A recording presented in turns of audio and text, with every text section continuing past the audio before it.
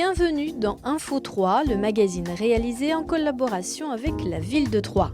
Au sommaire de cette émission, une 4e fleur pour la cité Tricasse, un label pour récompenser la politique environnementale troyenne. Enfin, les travaux de la future maison du tourisme sont lancés. Ils devraient durer à peine 2 ans.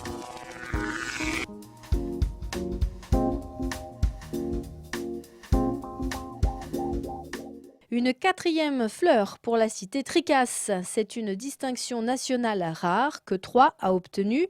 La 3e fleur avait été remportée en 1989.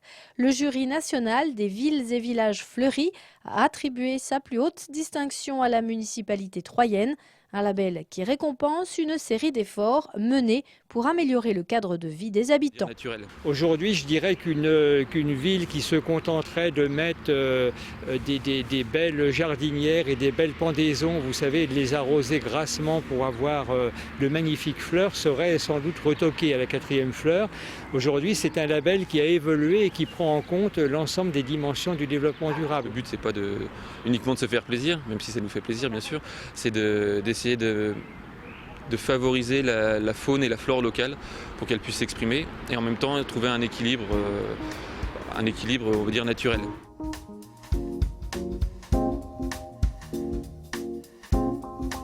La maison du tourisme est sortie des cartons des architectes. Située en lieu et place de l'ancienne halte garderie Saint-Jean, à l'angle de la rue Aristide Briand et de la place Israël, la maison du tourisme s'étendra sur 600 mètres carrés.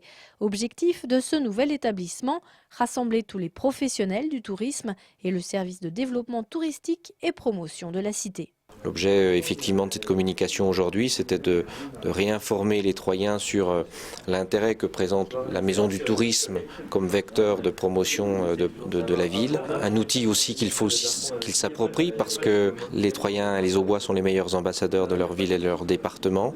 Et en même temps, un message important aux commerçants et aux restaurateurs qui sont contigus à cette maison du tourisme, de dire qu'on va essayer de travailler le mieux possible, le plus proprement possible, le plus en proximité avec eux pour que quelque part on puisse conjuguer contraintes évidemment des travaux et à la fois continuité de leur commerce.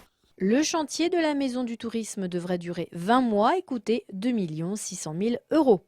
Merci d'avoir suivi ce rendez-vous et à très bientôt.